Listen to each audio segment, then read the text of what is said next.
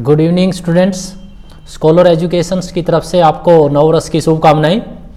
आज हम दिसंबर 2019 में बिजनेस इकोनॉमिक्स से जो क्वेश्चन पूछे गए हैं उसका एनालिसिस करेंगे। तो स्कॉलर एजुकेशंस की टीम ने बिजनेस इकोनॉमिक्स यूनिट्स का एनालिसिस किया और ये फाइंड आउट किया कि टोटल 9 जो क्वेश्चन जो है वो बिजनेस इकोनॉमिक्स से पूछे गए हैं। तो अब आपको स्क्रीन पे दिखाई दे रहा है कि यूनिट 3 बिजनेस जो इकोनॉमिक्स जो है इसमें से 9 जो क्वेश्चन जो है वो इस यूनिट से पूछे गए हैं अब की बार। तो हमने एक टेबल को तैयार किया है। इस टेबल में सबसे पहले हमने name of the topic and related सब टॉपिक जो है इसका टाइटल है इसको तैयार किया है। तो क्वेश्चन नंबर 1 जो है that is relating to the indifference curve analysis, और इस इंडिफरेंस कर्व एनालिसिस में पूछा गया है कि कैसे एक कंज्यूमर इक्विलिब्रियम को अटेन किया जाता है, कि what are the conditions of consumer equilibrium. So कैसे एक उपभोक्ता को इंडिफरेंस कर्व एनालिसिस अप्रोच के माध्यम से संतुलन की जो स्थिति को जो है वो प्राप्त होगी।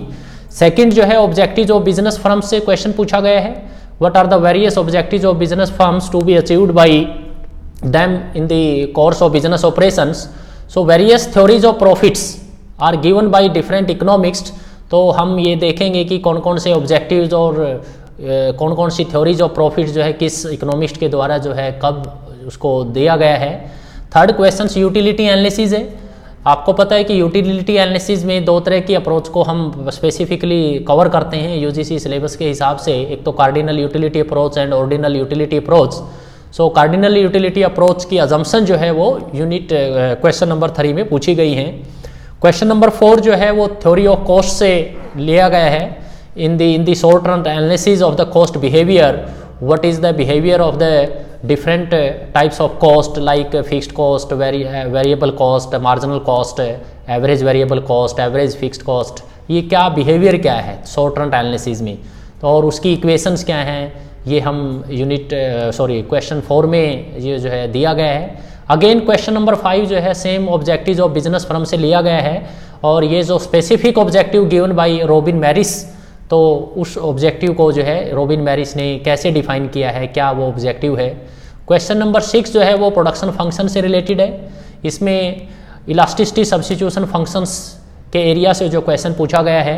अगेन जो है थ्योरी ऑफ कॉस्ट के टॉपिक से क्वेश्चन लिया गया है, जिसमें एवरेज कॉस्ट और मार्जिनल कॉस्ट का जो बिहेवियर है वो क्या होता है, how marginal cost is varying in response to the average cost.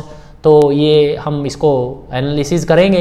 Next question is demand analysis.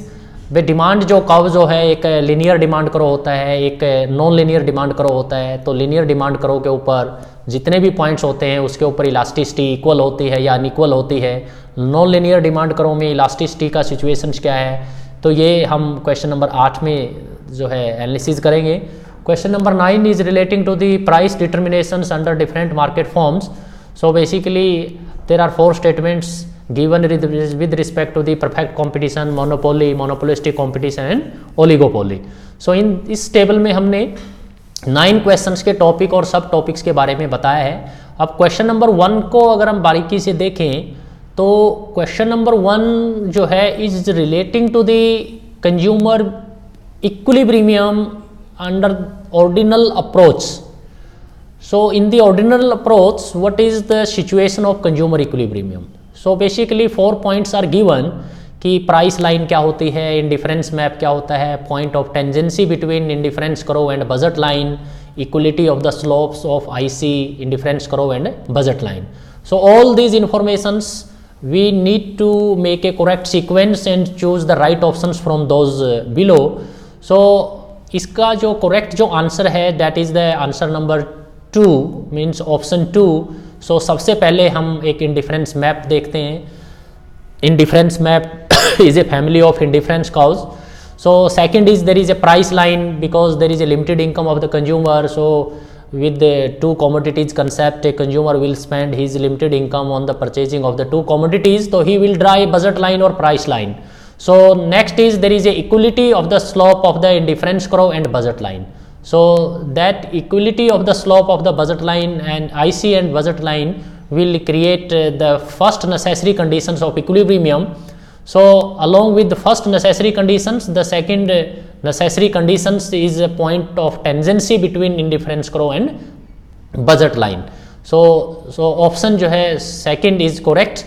So in the feedback, firstly we have defined what is indifference map. So as I mentioned you earlier, the set of indifference curves make the indifference map. So in the indifference map informations, next we will create a price line or budget line.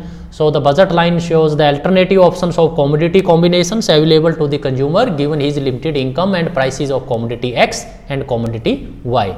So next is must be an equality of the slope of indifference curve and budget line, and finally the point of tangency between indifference curve and budget line. So we have clearly mentioned what is the first conditions of equilibrium known as first order conditions, and what is the second conditions of equilibrium. So the second order or supplementary conditions is that ki necessary or first order conditions be fulfilled at the highest possible indifference curve.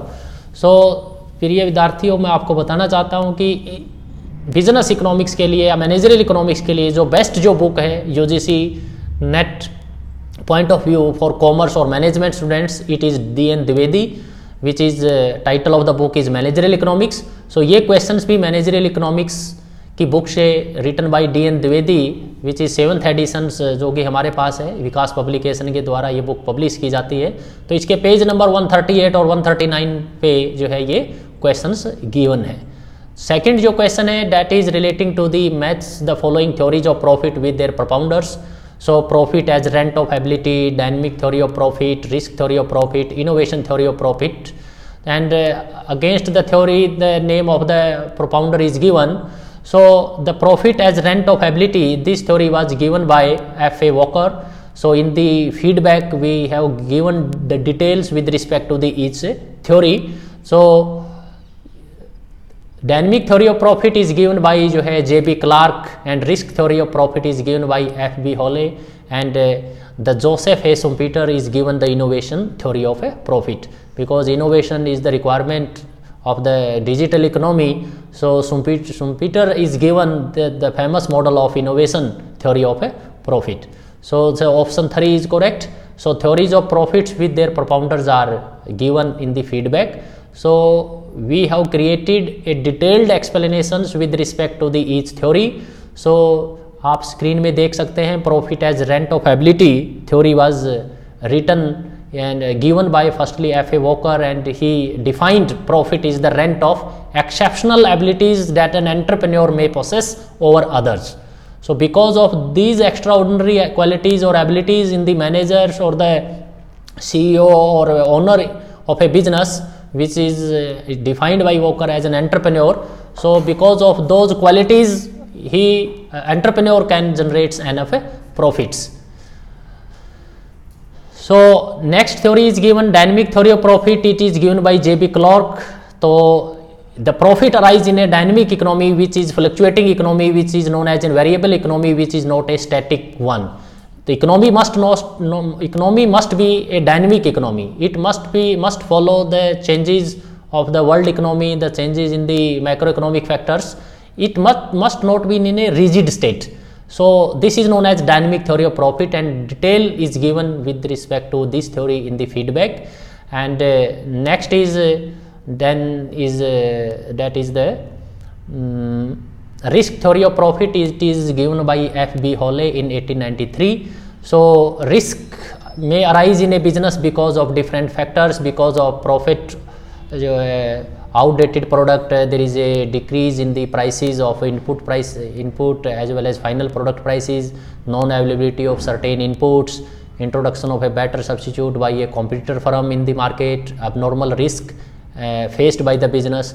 So different kinds of risk may arise in the business operations. So for bearing those risks, entrepreneur tries to earn profits. So इसलिए the profit is a reward for that entrepreneur, for that businessman. And last is the innovation theory of profit, that is given by Joseph A. Schumpeter. So this innovation, today's era is entrepreneurship era. In the entrepreneurship era, only those entrepreneurs are successful who are following the concept of innovations. So जैसे हमें पता है कि Apple जो है continuously जो है innovations model को अडॉप्ट करती है और एक बेटर जो है क्वालिटी अनमैच्ड टाइप का जो प्रोडक्ट है वो मार्केट में एप्पल के द्वारा जो है स्मार्टफोन के रूप में लॉन्च किया जाता है। तो this is innovation theory of profit. Next is the question is relating to the assumptions of the cardinal utility approach, कि कौन सी ये अजम्पशंस नहीं है। So this is correct answer is option number 4, diminishing marginal utility of money. So in total there are 7 assumptions with respect to the cardinal utility approach. So first one is rationality assumption, which what it means कि consumer is a rational being. Second one is limited money income of the consumer. Third one is maximization of total satisfaction. And we know that the marginal utility of money is constant, and utility is always measured in term of util. So money is a measure of utility as per cardinal utility approach. So answer is not the diminishing but constant marginal utility of money, that is utility is cardinally measurable. Next is diminishing marginal utility, and utility is additive. Okay, next question is relating to, this question is from the same book and page number 121 पे आप इस question को देख सकते हैं. Which two of the following statements are correct? In the short run cost behavior, when there is a change in the total fixed cost which is equal to 0, so naturally there is a change in total cost must be equal to the change in the total variable cost. So इस questions को आप DN. Dwivedi की book से मैंने page number mention कर दिया गया है, आप उस पेज पे जाइए और आप इस ऑप्शंस को देख सकते हैं. Option A and C is correct. What it means, C option, if decrease in AFC is exactly equal to increase in ABC, so then AC average of cost that is remain constant. So this is the feedback in the short run way.